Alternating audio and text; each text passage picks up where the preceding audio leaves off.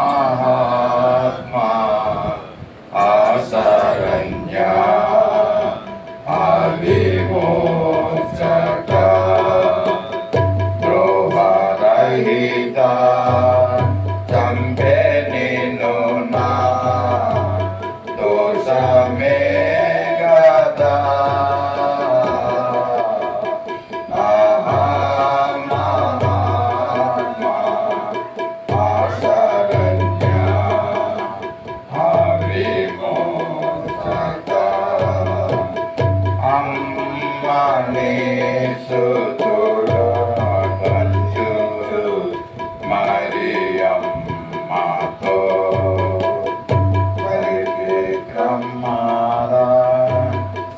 जननीयांचु कथनुडी विधि महात्मा आशरण्या विमोचका మూడవ మాటని మనం చదువుకుందాం. మన మధ్య రేచల్ ముందుకొచ్చి పరిశుద్ధ గ్రంథం నుంచి యోహాను సువార్త 19వ అధ్యాయము 26, 27 వచనాలు చదువుకుందాం. యోహాను సువార్త 19వ అధ్యాయం 26, 27. యేసు పలికిన సిలువలో మన ప్రభువైన యేసు సిలువలో పలికిన ఈ మూడవ మాట యోహాను సువార్త 19వ అధ్యాయం 26వ వచనం 27. యేసు తన తల్లియు తాను ప్రేమించిన శిష్యుడను దగ్గర నిల్చుండుటట్టు చూచి, అమ్మ, ఇదిగో నీ కుమారుడు అని తన తల్లితో చెప్పాను. తర్వాత శిష్యుని చూచి, ఇదిగో నీ తల్లి అని చెప్పాను. ఆ గడియ నుండి ఆ శిష్యుడు ఆమెను తన ఇంటిన చేర్చుకోండి. దేవుడు తన పరిశుద్ధ వాక్యం దీవించుకుంటాడు. ఈ మాట నిమిత్తమై ప్రార్థించవలసిందిగా ఇందిరమ్మ గారిని ఆహ్వానిస్తాం. ఇందిరమ్మ గారి ముందుకు వచ్చి ఈ యొక్క మూడవ మాట నిమిత్తము ప్రార్థన చేస్తారు. ఈ మూడవ మాట హవీల పీటర్ గారు మాట్లాడతారు కనుక దేవుడు పరిశుద్ధాత్మతో నింపి మాటలు మనకి తెలియజేసే విధంగా ప్రార్థన చేసుకుందాం.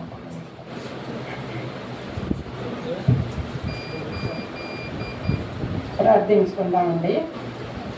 పరిశుద్ధుడా పరిశుద్ధుడా పరిశుద్ధుడా యేసయ్య, వందనాలు తండ్రి, వందనాలు ప్రభావము నా తండ్రి. నాయన, ఈ శుక్రవారం నాయన ఈ శ్రమ దినములు జ్ఞాపకం చేసుకుని దేవా, బిడ్డలు మాట్లాడుతున్నటువంటి ఒక్కొక్క మాటను మాకు వినిపించుకున్నారయ్యా. వందనాలు ప్రభా.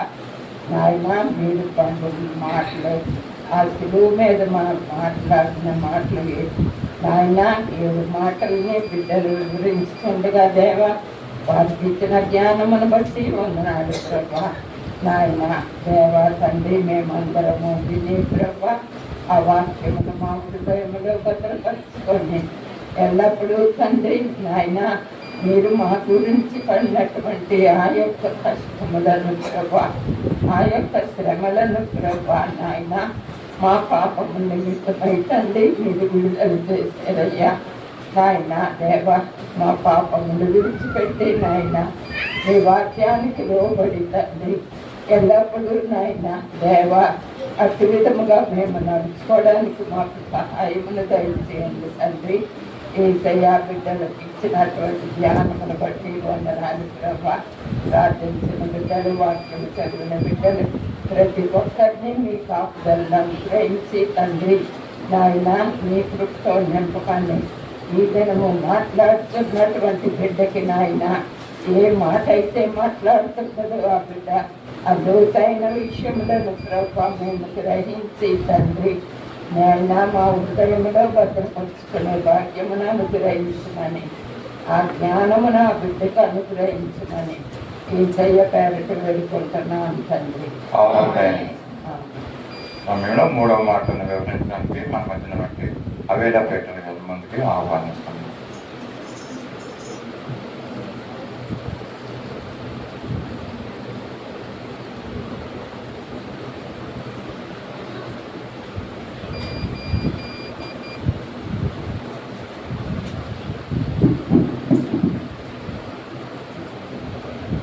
దేవుని నామానికి వందనాలండి. నాకు ఇచ్చిన అవకాశం బట్టి అయ్యగారులకి, సంఘ బిడ్డలందరికీ నా వందనాలు.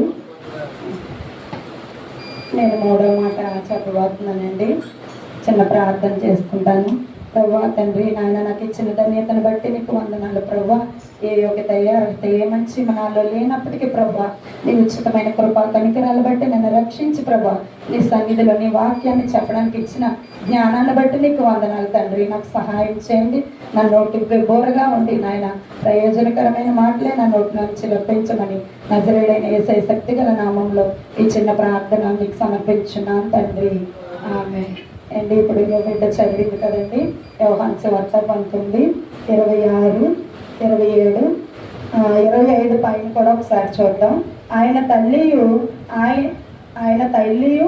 ఆయన తల్లి సహోదరియు క్లోపా భార్య అయిన మరియయు మగ్దలేయ మరియయు యేసు సిలువ యొద్ద నిలుచుండిరి. యేసు తన తల్లితో తాను ప్రేమించిన శిష్యుడును దగ్గర నిలుచుండుట చూచి, అమ్మ ఇదిగో నీ కుమారుడు అని తన తల్లితో చెప్పెను. తరువాత శిష్యుని చూచి, ఇదిగో నీ తల్లి అని చెప్పెను.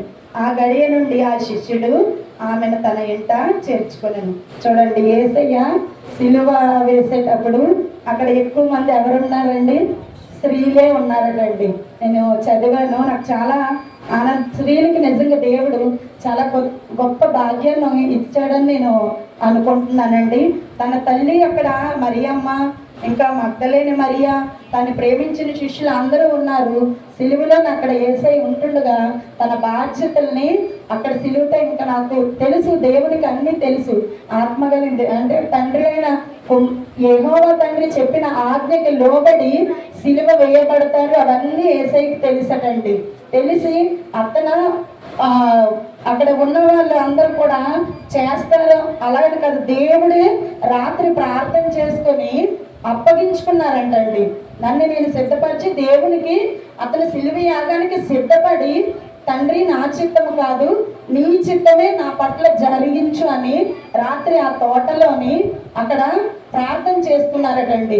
దేవుణ్ణి ఎవరు బలవంతంగా తీసుకెళ్ళి చేసి అలాగేం కాదండి. దేవుడు సిద్ధపడిన తర్వాతే అక్కడ ఆ ప్రభుత్వం అలాగా దేవుణ్ణి శిక్షించిందనమాట.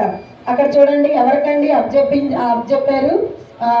తల్లి బాధ్యత యోహాను గారికి అప్పచెప్పారు. అక్కడ సిలువలో ఉంటాడు అంటే ఇంకా తండ్రి దేవుని సన్నిధికి చేరుకుంటారని గ్రహించి తెలుసు కాబట్టే తల్లిని ఎవరు చూసుకుంటారు అని అక్కడ ఉన్న శిష్యులు కూడా అక్కడ ఎవ్వరూ లేరటండి, అందరూ వెళ్ళిపోయారట. ఈ స్త్రీలు, మరియమ్మ, దేవుని తన 12 మంది శిష్యులు అన్ని విషయాల్లో ఉన్నారు. అక్కడ అద్భుతాలు చేసినప్పుడు ఉన్నారు, ఆశ్చర్యకార్యాలు చేసినప్పుడు ఉన్నారు. ఈ రొట్టెలు 5 చేపలు 2 రొట్టెలు అక్కడ పంచుతారు కదండి, అక్కడ కూడా ఉన్నారటండి. అన్ని దిక్కులా ఉన్నారు. కానీ దేవునికి కష్టం వచ్చేటప్పుడు, శ్రమ పెట్టినప్పుడు, ఈ రోమా సైన్యం అంతా దేవుడిని అంత బాధించినప్పుడు మాత్రం అందరు వెళ్ళిపోయిన యోహాను గారు మాత్రమే అక్కడ ఉన్నారటండి. ప్రకటన గ్రంథం అంతా కూడా మనకి యోహాను గారే రాశారని ఉంటుంది. నిజంగా ప్రకటన గ్రంథం చాలా అద్భుతమైన గ్రంథం అండి. అది చదువుతుంటే రాకడలో విషయాలు మనం ఎన్నో చూస్తాం. అక్కడ అంత జ్ఞానాన్ని యోహాను గారికి ఇచ్చారు కాబట్టి దేవుడు అవన్నీ అక్కడ ఉన్నారేమో. ఎందుకంటే అందరూ పారిపోయారు కదండి. అక్కడ యోధా కూడా ముద్దు పెట్టి అప్పచెప్పేస్తారు, వాళ్ళు శిష్యులే. కానీ అక్కడ ఎవరు కూడా నిలవలేదటండి.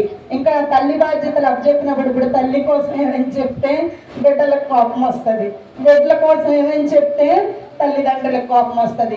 కానీ ఏదైనా వాక్యము మనం వివరించడమే మన బాధ్యత అండి.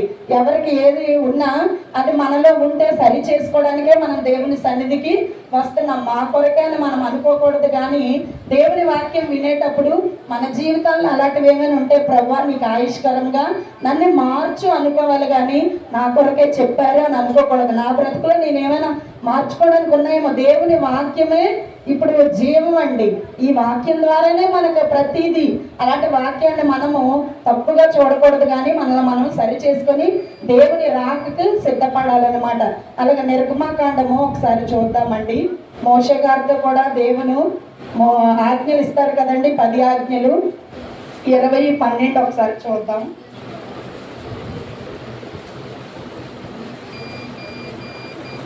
నీ దేవుడైన యెహోవా నీకు అనుగ్రహించు దేశంలో నీవు దీర్ఘాయుష్మంతుడు వగినట్లు నీ తండ్రిని నీ తల్లిని సన్మానించుము అన్నారండి.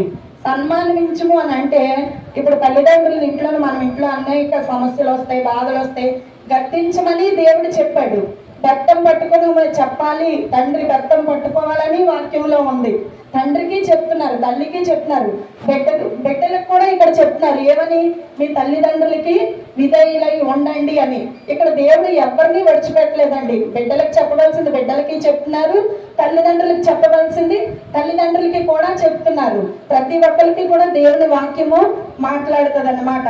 ఇక్కడ చూడండి 10 ఆజ్ఞల్లోని దేవుడు మొత్తం ఫస్ట్ వచ్చిన ఈ ఆజ్ఞే తల్లిదండ్రుల్ని సన్మానించాలనండి.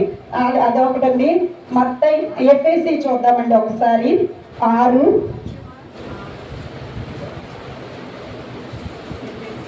ఎఫెసీ 6 1 2 3 4 అమ్మ. పిల్లలారా, ప్రభువునందు మీ తల్లిదండ్రులకు విధేయులై ఉండుడి, ఇది ధర్మమే. నీకు మేలు కలిగినట్లు నీ తండ్రిని తల్లిని సన్మానించు, అప్పుడు నీవు భూమి మీద దీర్ఘాయుష్మంతుడు అగుదువు. ఇది వాగ్దానముతో కూడిన ఆజ్ఞలలో మొదటిది. చూసారండి, దేవుడు ఎఫెసీతో రాసి ఏం చెప్తున్నారు, మనము పిల్లలు కూడా తల్లిదండ్రులకు ఎలా ఉండాలటండి, విధేయులుగా ఉండాలంట. బిడ్డలకి చెప్తున్నారు, ఇక్కడ తల్లిదండ్రులకి చెప్తున్నారు. అన్ని విషయంలో దేవుడు ఎవరిని కూడా అంటే గద్దించి మన బ్రతుకులు మనం మార్చుకొని దేవునికి ఇష్టమైనట్టు మనం బ్రతకాలనే వాక్యాలు చెప్తున్నాయండి.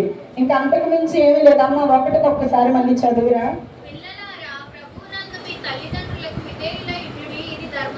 చూసారండి, పిల్లలకు చెప్తున్నారు. నేను నిజంగా తల్లిగా చెప్పినాడు, యవనస్తులు అందరూ ఇప్పుడే బన్నులు కొనుక్కోవడానికి బయటికి వెళ్ళిపోయారు.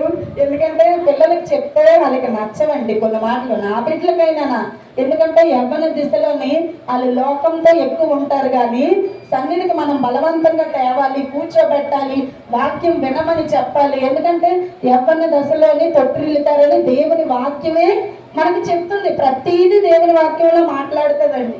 పిల్లలకు చెప్తే వాళ్ళకి నచ్చదు. ఎందుకంటే యవ్వనస్తులకి బరువు బాధ్యత తెలియదు. వయసు పెరుగుతున్న కొద్దే మనకి ఎవరికైనా ఏమైనా అర్థమవుతాయి. ఎందుకంటే మనం బాధ్యతలన్నీ ఒక్కొక్కటి చేస్తుంటే మన తల్లిదండ్రులు మన పట్ల ఎలా ఉన్నారన్నది మనకు అర్థమవుతుంది. మనము యవ్వన దశలో తొట్టిల్లిన వాళ్ళమే, తల్లిదండ్రుల మాటలు వినలేని వాళ్ళమే, చెప్పితే వ్యతిరేకించిన వాళ్ళమే, తల్లిదండ్రులు దూషించిన వాళ్ళమే. కానీ మనం పెరుగుతున్న కొద్దీ మనం తల్లి తండ్రి అయ్యేటప్పుడు మనకు అర్థమవుతుంది ఏమని, మన తల్లిదండ్రులు మనల్ని ఎలా పెంచారు, ఎలా పెద్ద చేశారు, వాళ్ళు మనకి ఎన్ని విషయాల్లోని సహాయంగా ఉన్నారు అని అనేది మనకు అర్థమవుతుందండి. ఇంకా అలా చూసుకుంటే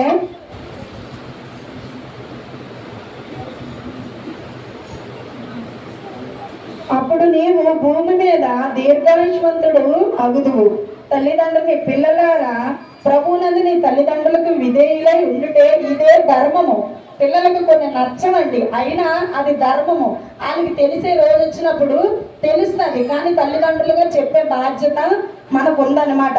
నీకు మేలు కలుగునట్లు నీ తల్లిని తండ్రిని సన్మానించుము, అప్పుడు నీవు భూమి మీద దీర్ఘాయుష్మంతుడు అగుదువు. ఇది వాగ్దానంలో కూడిన ఆజ్ఞల్లో ఎన్నోదండి, ఇది మొదటిది. దేవుడు పలికిన ఆజ్ఞల్లో మొదటి మోషే గారికి ఇచ్చిన ఆజ్ఞలు 10 ఆజ్ఞల్లో మొదటిది ఏంటంటే విధేయత కలిగి ఉండమంటున్నారండి. విధేయత కలిగి ఉంటున్నామంటున్నారు. మనం కొన్ని విషయాల్లో తడబడుతున్నామేమో.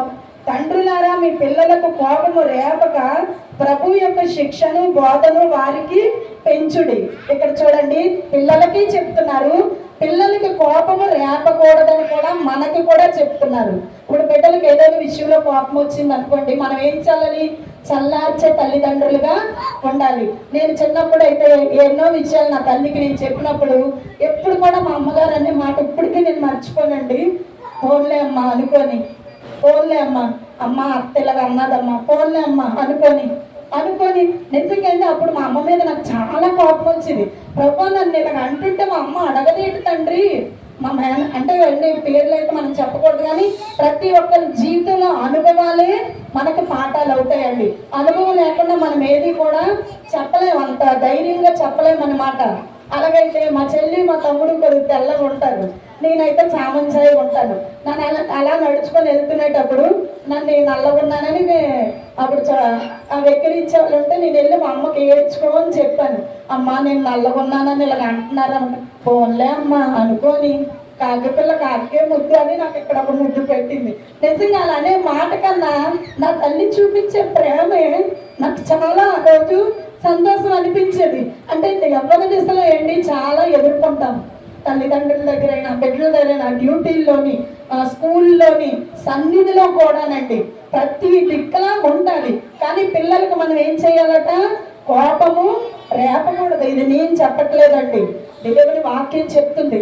అలాగని మృదువైన మాటట కోపాన్ని చల్లారిస్తుందటండి. మన మాట ఎలా ఉండాలంటే, బిడ్డలు ఏదైనా మనకు వచ్చి చెప్పారనుకోండి, పోన్లే అమ్మా, పోన్లే అయిపోయింది, పర్లేదు, అక్కేదో కోపంలో అందేమో, చెల్లి ఏదో కోపంలో ఉందేమో, అన్నీ ఏదైనా కోపంలో అన్నారేమో, ఆవిడ ఏ బాధతో అన్నదో, నువ్వు అలా చెప్పితే నీ తల్లిదండ్రులుగా మనకు ఎలా ఉంటుందంటే, మనం ఎప్పుడు కూడా ఎల్లకాలం బిడ్డలతో ఉండమండి. ఇది నా ఎక్స్పీరియన్స్. మా అమ్మ ఉండేటప్పుడు అంతా నాకు చాలా ధైర్యంగా ఉండేది. కానీ ఇప్పుడు నా ధైర్యం దేవుని వాక్యం. బిడ్డలకు మనం నేర్పాలండి. వాళ్ళు వినకపోయినా చెప్పే బాధ్యత తల్లిదండ్రుల మీద మాత్రం దేవుడు చాలా గొప్ప భారాన్నే పెట్టాడు. చిన్నదైతే కాదండి. కోపం రేపకూడదంటే రక్తంతో కొట్టమని చెప్పింది వాక్యమే. అంటే ఏ సమయానికి తగినట్టుగా మనం అక్కడ సిచ్యువేషన్స్ బట్టి మనం మాట్లాడాలన్నమాట. గతంతో కొట్టమంటున్నారు, పిల్లలకి విధేయులుగా ఉండమంటున్నారు. ఇవన్నీ చెప్తున్నది పరిశుద్ధాత్మ తండ్రే, యేసయ్యే చెప్తున్నారు. పాత నిబంధనలోని ఆజ్ఞల్లో ఉంది. ఇటు పిల్లలకే చెప్తున్నారు, తల్లిదండ్రులకి చెప్తున్నారు. పిల్లలకి కోపం రేపకూడదని మనకి గద్దిస్తున్నారు. నేను నిజంగా ఈ వాక్యం చదివినప్పుడు చాలా నేను తడబడ్డాను. ప్రభువా, నేను ఎలా చెప్పాలి? ఇలాగా ఉంది వాక్యం, అలాగా ఉంది. అంటే దీన్ని బట్టి నాకు అర్థమైంది ఏంటంటే, పరిస్థితులను బట్టి మనం అక్కడ మాట్లాడాలన్నమాట. బిడ్డలకు మనం చాలా నేర్పించాలండి. మనం లేని జీవితం వాళ్ళ బ్రతికే రోజులు వస్తాయి. వాళ్ళకి ఎన్నో విషయాలు మనం తల్లిదండ్రులుగా చెప్పాలన్నమాట. అక్కడ కూడా చూడండి, యేసయ్య అంత సిలువలో అలా ఉండేటప్పుడు మరియమ్మ గారు ఎక్కడైనా సరే ఒక్కరిని దూషించినట్టుగా నేను చూడలేదండి. కన్నీరు కారుస్తూనే ఉంది ఆ తల్లి. ఆ బిడ్డ వెనకాతలు వెళ్తూ అలా కన్నీరు కారుస్తూనే ఉంది. నిజంగా అంత దేవాది దేవుణ్ణి ఆవిడ కని పెంచి పెద్ద చేసి అన్ని సంవత్సరాలు అలా ఉన్న కన్న బిడ్డని అలాగ సిలువ వేస్తుంటే ఆ మేకులు నిజంగా ఇప్పుడు మనమైతే కళ్ళారా చూడలేదు. ఇప్పుడు వాట్సాప్, సోషల్ మీడియాలో తెలుస్తుంది ఆ మేకులు ఏంటి ఇంత లావుగా ఉన్నాయి, ఇంత పొడుగున్నాయి. నిజంగా అలాంటిది ఒక మన కన్న బిడ్డని తల్లి ముందు అలా కొడుతుంటే చూస్తూ మనం ఉండగలమా? ఉండలేమండి. మనమైతే ఉండలేము. నిజంగా మరియమ్మకి దేవునిచ్చిన జ్ఞానమై ఉంటుంది. ఆవిడ తట్టుకొని నిలబడి అక్కడ కన్నీరు కార్చుకొని ఏడుస్తుంది. కానీ ఒక్కరిని కూడా ఆ తల్లి దూషించలేదండి. బాధపడుతూనే ఉంది. అక్కడ కింద నుంచి పై వరకు క్యాథలిక్లోని ఉంటాయి 14 ప్లేసెస్ అనేసి ఉంటాయి. ఒక్కొక్కటి ఇప్పుడు కూడా జెరూసలేంలో అది చెప్తూ ఉంటారండి. అక్కడ అది నేను కొద్దిగా రాసుకున్నాను. అక్కడ కూడా చెప్తుంటారు ఒక్కొక్క ప్లేస్ దగ్గర. అది ఏంటంటే దేవుడు నడిచి పైకి కొండ వరకు వెళ్ళిన మార్గం అని, సిలువ మార్గం అని ప్రతి ఫ్రైడే చేస్తుంటారంటే అవి జ్ఞాపకం చేసుకొని వాళ్ళు చేస్తారనమండి. అవి దేవుడిని అవమానపరిచారు, భయపెట్టాలని చూశారు, బలహీనపరిచి ఉన్నారని తెలిసి కూడా అందరూ అక్కడ దూషించారు. కానీ కన్న తల్లి మాత్రం అలాగ చూస్తూ ఉందటండి. చూస్తూ ఏడుస్తూనే ఉందంట. అక్కడ స్త్రీలందరూ కూడా, ఈ శిష్యులందరూ మారిపోయారట, కానీ స్త్రీలు మాత్రమే ఉన్నారట. నిజంగా నేను అనుకున్నాను, ప్రభువా, స్త్రీలకు నువ్వు ఎంత ధైర్యం ఇచ్చావు ప్రభువా, ఒక బిడ్డను అలా చేస్తుంటే చూడటానికి నువ్వు ఎంత ధైర్యం ఇచ్చావు తండ్రి అని. మరణదండనకి దేవుడికి అప్పగించుకున్నాడు. యేసయ్య సొంతంగా అంగీకరించిన తర్వాతే వాళ్ళు యేసుని హింసించడానికి, శిక్షించడానికి అది బలవంతంగా అయితే చేయలేదు. దేవుడు ఒప్పుకున్నాడు. దేవుని చిత్తమని అంగీకరించిన తర్వాతే అది జరిగిందటండి. యేసయ్య సిలువలో కూడా 3 సార్లు అక్కడ బోర్లా పడతారటండి. యేసు సిలువ మోస్తూ పైకి వెళ్తుంటుండగా మొదటిసారి అక్కడ బోర్లా పడతారు, పొద్దుకు నడుస్తూ ముందుకు వెళ్తుంటే. తర్వాత మరియమ్మ గారు ఎదురుగా వస్తారట. తల్లిని అలాంటి సిచ్యువేషన్లో చూస్తే నిజంగా బిడ్డ ఎంత తల్లడిల్లిపోయి ఉంటారో. నిజంగా అవి తలుచుకుంటే మాత్రం చాలా బాధాకరమైన విషయాలండి. అక్కడ ఏమొచ్చి యేసయ్య సిలువ మోస్తూ మొయ్యలేకపోతుంటే అక్కడ ఉంటారటండి మనుషులు. సీమోనుకి బలవంతం చేస్తారట హెల్ప్ చేయమని. అంటే యేసయ్య మొయ్యలేకపోతున్నారని ఇతన్ని బలవంతంగా తోస్తారటండి. అలా కొద్ది ముందుకు వెళ్తుంటే యేసయ్యని చెమటలు అవి వస్తే ఒక స్త్రీ అక్కడ తుడటానికి వెళ్తారటండి. ఆవిడ వెరోనికమ్మ అని ఉంటది. ఆవిడ తొట్టడానికి వెళ్తే అక్కడ దేవుని యొక్క రూపం దాని మీద పడినట్టుగా ఇప్పుడు కూడా అది ఆ క్లాత్ ఉన్నది పెట్టారనేసి నేను చాలా వాటిల్లోని చూశానండి. అలాగే రెండోసారి మళ్ళీ పడతారండి సిలువలోని పైకి వెళ్తున్నప్పుడు. అలా ముందుకెళ్తున్నప్పుడు ఇంకా కొంచెం ముందుకెళ్ళేటప్పుడు స్త్రీలకే చెప్తారట, మా కొరకు మీరు ఏడకండి, నా కొరకు ఎడకండి, మీ కొరకు మీ బిడ్డల కొరకు ఏడండి అని అనేసి అక్కడ దేవుడు నిజంగా ఎన్ని ఆ మాటలు అక్కడ మాట్లాడి ఉన్నారో సిలువలు అంటే 7 మాటలు సిలువెక్కిన తర్వాత అయితే మాట్లాడారు, కానీ మార్గంలో కూడా కొన్ని మాటలు మాట్లాడి ఉన్నారన్నమాట. ఆ స్త్రీలకి అంత బాధలో ఉంటుండే కూడా ఊరట కలిగిస్తున్నారంట. నా కొరకు మీరు చింతించొద్దు, నీ బిడ్డల కొరకు ఏడవండి అని అనేసి అక్కడ అదొకటి. మళ్ళీ అలా కొద్ది ముందుకు వెళ్తే 3 సార్లు పడతారటండి. 3ఓసారి కూడా పడతారు. ఇంకా కొద్ది ముందుకు వెళ్ళాక ఆ యేసయ్య వస్త్రాన్ని తీస్తారంట. తీసిన తర్వాత ఇంకా కొద్ది ముందుకు వెళ్ళిన తర్వాత మేకులతో కొడతారటండి. కన్న తల్లి ఉంటుండగానే బిడ్డకి ఎన్ని చిత్రహింసలు అలా పెడుతుంటే నిజంగా దేవాది దేవుడు, దేవుని జ్ఞానము, ఆత్మగల నజరేయుడైన యేసు దేవుని కుమారుడు కాబట్టికే అవి తట్టుకోగల శక్తి దేవుడు ఇచ్చారని నేను అనుకుంటున్నానండి. యేసు తర్వాత సిలువలోని మృతి పొందినంత వరకు అక్కడ వరకు వెళ్తారు. నిజంగా దేవుడు ఇచ్చి ఆ తల్లి అక్కడ ఉంటుండగానే ఇన్ని బాధలు వేదనలు ఆ బిడ్డ పడుతుంటే ఆ తల్లి చూసినందుకు నిజంగా ఆ తల్లి గుండె ఎంత తల్లడిల్లిందో అని నేను చాలా దుఃఖించాను ప్రభా. నాకైతే మాత్రం మా బిడ్డలకు ఏదైనా ఎంత జరిగితే మేమైతే తట్టుకోలేము నాయన. ఆ గొల్గొత్తా కొండమైన అంత వెళ్ళే రోడ్డు కూడా నటండి ఒక క్రమము లేని రోడ్డు. ఇప్పుడైతే అందరూ వెళ్ళడానికి రూట్ అది వేశారు, కానీ పాతం కూడా కొంతమంది పెట్టారు. సోషల్ మీడియాలో చూస్తాను, రాళ్ళు ఎత్తు ఒక రాయి పైకి కిందకి అలా వెళ్తుంటే ఆ తల్లి కూడా బిడ్డ వెనకాతలే వెళ్తూ నిజంగా అవి మనం ఊహించలేని మాటలండి అవన్నీ. యేసయ్య చిన్నప్పటి నుంచి నిజంగా దయాప్రాప్తురాల నీకు శుభము, స్త్రీలందరిలో నువ్వు ధన్యురాలివి అని మరియమ్మకు వచ్చిన ఆ మాట నిజంగా ఆవిడ ధన్యురాలేనండి. మనకి కొంతమంది అయితే మార్గం ఆవిడ వచ్చింది అని చాలా విధంగా నేను అంటే హీనంగా మాట్లాడిన వాళ్ళని నేను చూశానండి. నేనైతే అంటానంటే ఒకరిని తక్కువ చేసి మనం మాట్లాడకుండా ఉండడమే మంచిది. ఎందుకంటే మనం అక్కడ ఉన్న పరిస్థితులు, సిచ్యువేషన్లు ఇప్పుడు వచ్చిన ఈ పరిశుద్ధాత్మ వాక్యం ద్వారా మనం తెలుసుకుంటున్నాం. కానీ ఒక తల్లిగా మన బిడ్డలను ఎవరైనా మనం ఒక మాట అంటే మనం పడం. నేనైతే పడినండి. నేను అడుగుతాను ఎందుకు అని అంటారు చేస్తారని, కానీ ఆ తల్లి అడగలేదు. ఆ రాత్రి అంతా నిజంగా ఆ ప్రార్థనలో నా యేసయ్య ఉన్నారు. ఆ శిష్యులే అప్పగించేశారు. ఇన్ని బాధలు పడుతున్నా కూడా ఆ తల్లి అలాగే తల్లడిల్లుకుంది. కానీ ఏమి అలా లోక 3:49 ఒకసారి చూద్దామండి.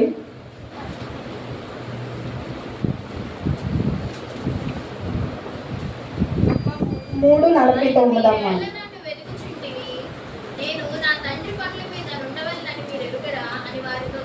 అప్పుడు యేసయ్య వయసు ఎంత అండి? 12 సంవత్సరాలు.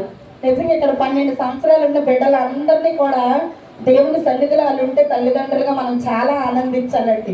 దేవుని పనుల మీద ముందుకు వచ్చారనుకోండి, వాళ్ళని చూసి తల్లిదండ్రులుగా మనం చాలా ఆనందించాలి. ఎందుకంటే 12 సంవత్సరాల్లోని అలా తిరుగుతుంటే మరియమ్మ గారు అడుగుతారంట. అడిగినప్పుడు దేవుడు యేసయ్య ఏమని చెప్పారు, నేను నా తండ్రి పని మీద ఉంటానని అమ్మా నీకు తెలీదా అని.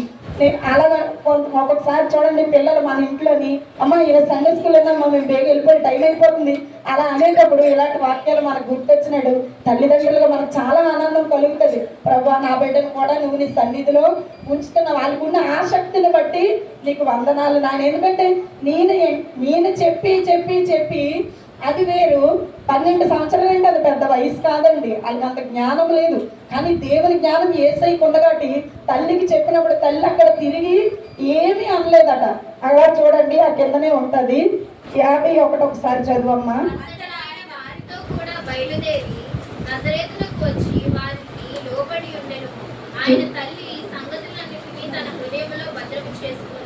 చూసారా అక్కడ ఏమి యేసయ్య తల్లికి సమాధానం చెప్పినట్టు ఉందండి. లోబడి తల్లి వెనకాతల వెళ్ళారంట. నా తండ్రి పని మీద నేను ఉంటానని అనేటప్పుడు తల్లి కూడా అక్కడ ఏమీ వ్యతిరేకించినట్టు నాకు అనిపించలేదండి. దేవుని పనుల మీద బిడ్డలు వెళ్తునేటప్పుడు మనం ఏమనాలి?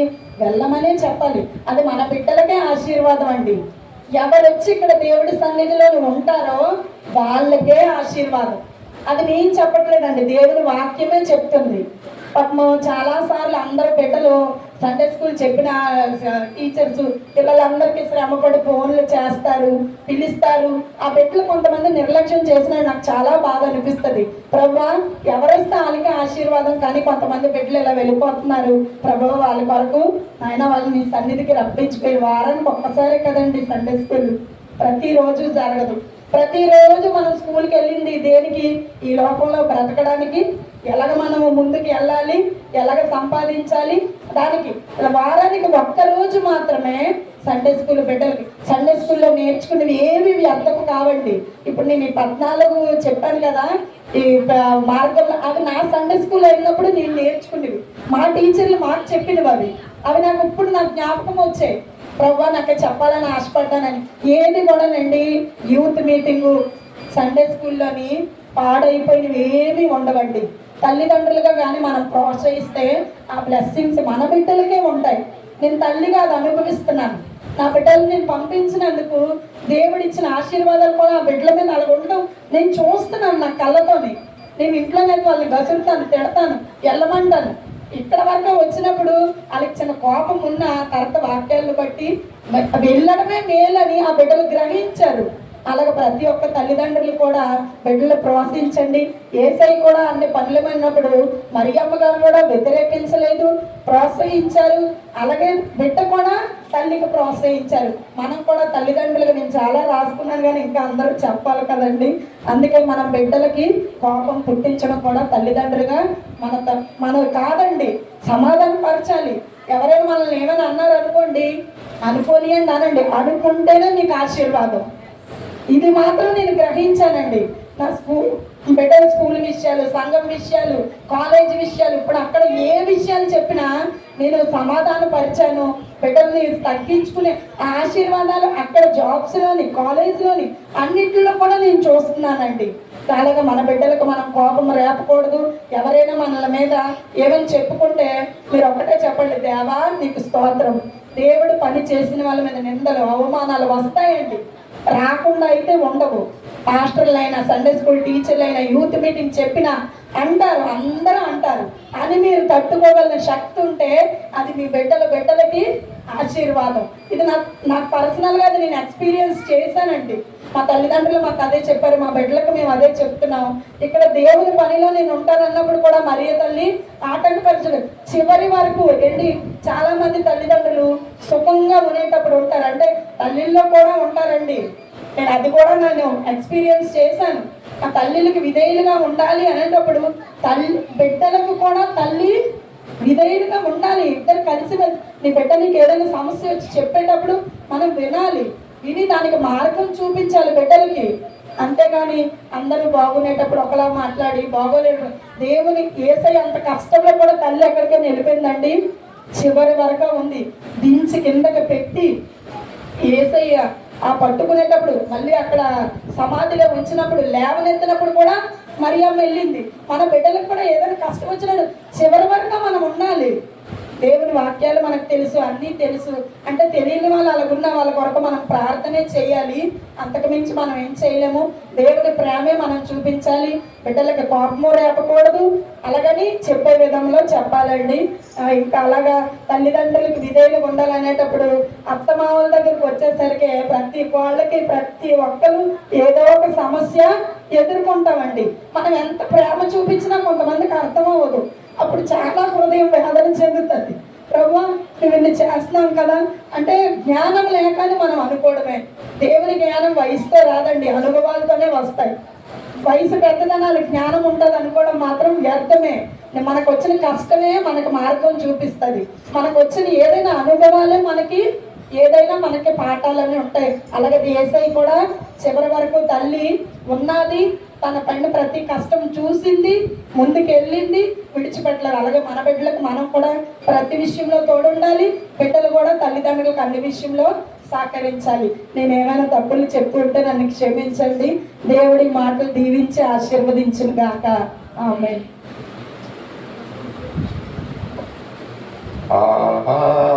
మహాత్మా ఆశరణ్య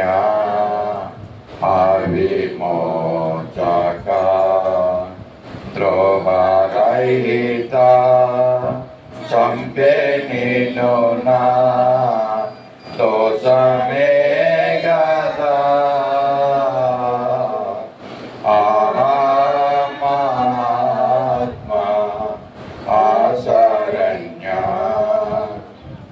విమోచక నా దేవ దేవ ఏమి విడా నాడితి వన్నుచు శ్రీదేవసుత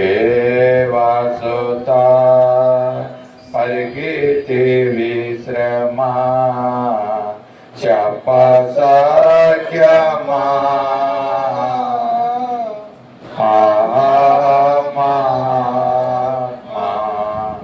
ఆశరణ్య విమోచక. హల్లెలూయా. 4వ మాటలోకి మనం వెళ్దామండి. 4వ మాట మనం చదువుకుందాం పరిశుద్ధ గ్రంథంలో నుంచి. మత్తయి సువార్త 27:46 మన మధ్యలో ఉన్నటువంటి శ్రీమతి చెన్నారి గారు ముందుకు వచ్చి ఈ యొక్క వాక్య భాగాన్ని చదివి వినిపించవలసిందిగా కోరుతున్నాను. మత్తయి సువార్త 27:46 4వ మాటగా మనం చదువుకుందాం.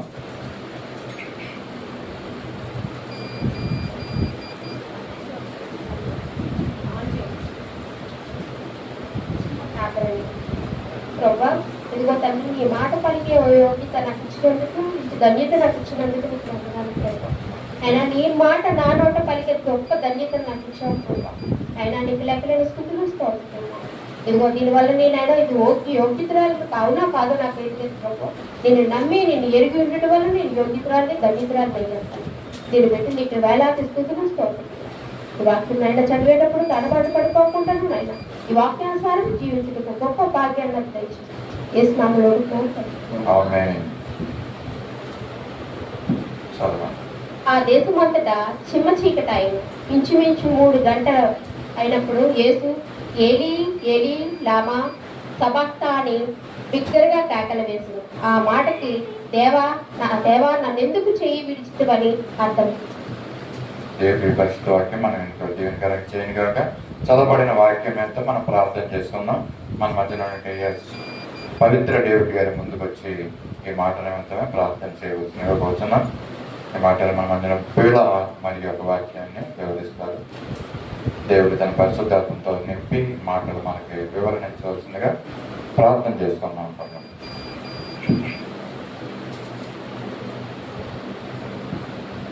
పరిశుద్ధమైన దేవానికి వందనాలు, స్తోత్రాలు నాయన. స్తోత్రం తండ్రి.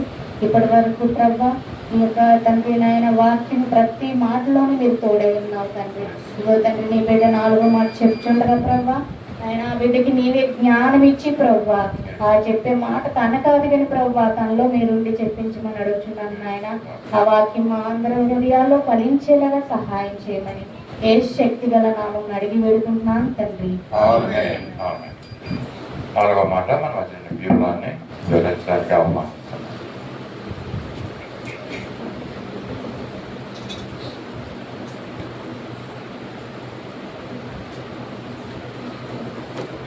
దేవునికి వందనాలండి. నాకు ఈ అవకాశం ఇచ్చిన పాస్టర్ గారికి, అమ్మగారికి కూడా నా ప్రత్యేకమైన వందనాలు చెల్లిస్తున్నాను.